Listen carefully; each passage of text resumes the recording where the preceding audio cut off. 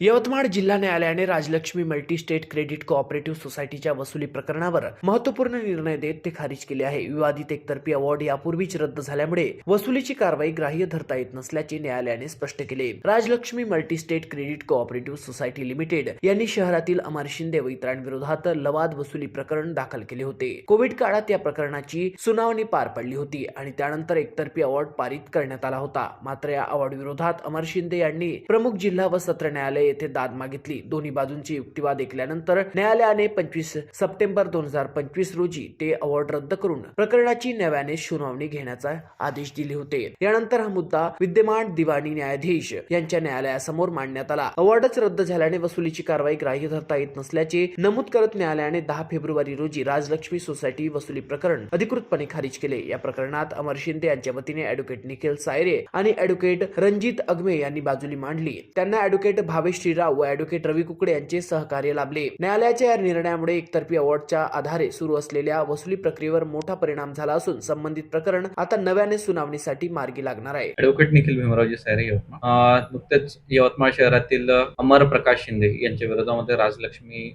Multi-state credit cooperative society यांनी एक लवाद वसुली प्रकरण दाखल केलं होतं.